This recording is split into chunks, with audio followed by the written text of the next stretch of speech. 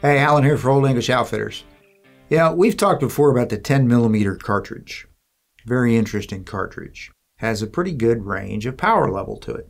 The 10mm is, of course, the parent cartridge to the 40 Smith & Wesson. Interestingly enough, 40 Smith & Wesson, as most of you probably know, has really waned in popularity of late. A lot of law enforcement agencies and other folks going to 9mm, which has caused 40's popularity to really sink.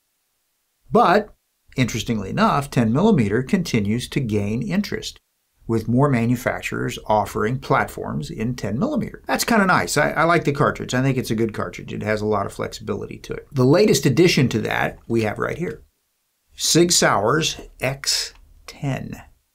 Now this is, if you look at it very closely, looks like a 320 series gun, because it kind of is. It is not the tungsten-infused frame of the Legion series pistols. It's not that. It has just the kind of the standard configuration polymer frame.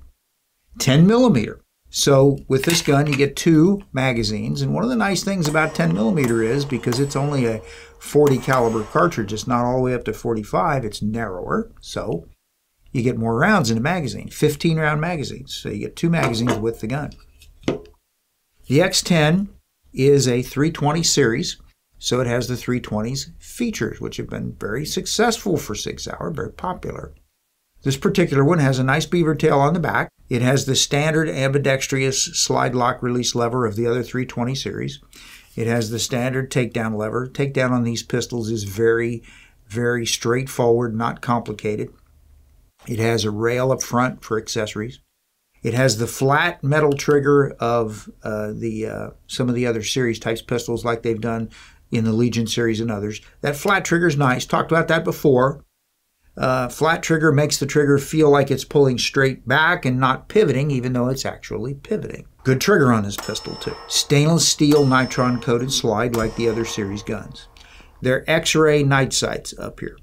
The X-ray sights are nice. The front one has the green fiber optic that's on the back of the sight, which makes it real easy to pick up in daylight. And these are self-luminous tritium sights, so they're going to glow in the dark. The frame is a little different than some of the others. The texturing on this reminds me greatly of what SIG currently does with their P-series pistols. 226s, 220s, those, 229s, etc. It has kind of a sandpaper-like appearance to it. It's aggressive, but not overly so. This pistol also has something that you see on the 365s. You got a nice little shallow little indent right there. That's actually not checkered.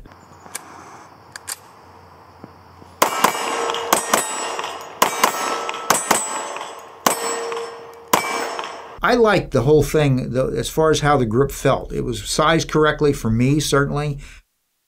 It was very easy to double tap with.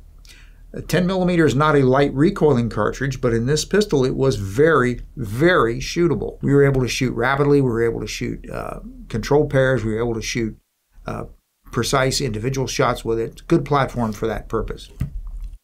Something I think that was really smart on their part, of course everything today's optics ready, right? And so's this, optics ready on top. However, they did something with this that they've done with some of their guns that I think is a smart idea on their part, and I think maybe they got this from somebody else, I don't know. But the optics ready part, the plate right here, will come off and you do not lose your rear sight. On some of their weapons, the way the optics ready setup is built back here, you take it off, you lose the rear sight. You could say, well, that's not a big deal, I got optic. Okay, well, what if the optic's down? What if I just want to take the optic off, put the rear sight back on, right?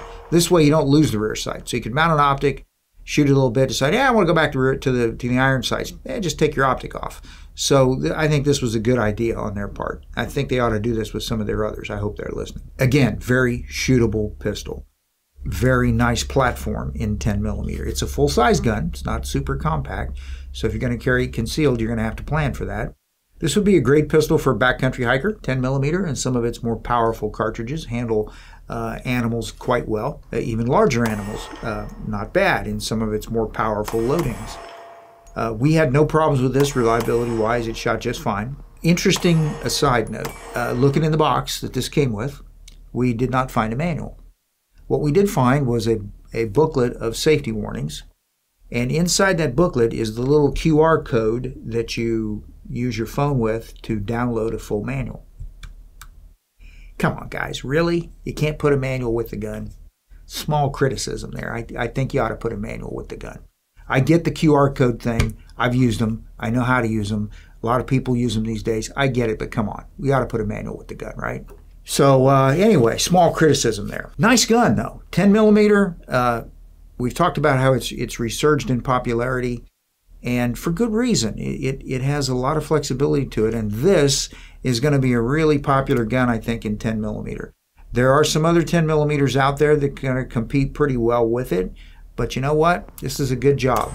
Sig Sauer has really expanded their game on a lot of things, and this is one of their latest offerings. So, if you like 10 millimeter, you're looking for one, here you go. The Sig XTEN should be pretty popular 10 millimeter pistol.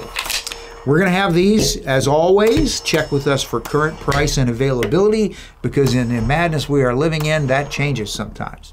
All right. Thank you for watching. We appreciate it greatly. We'll see you next time. I'm Alan for Old English Outfitters.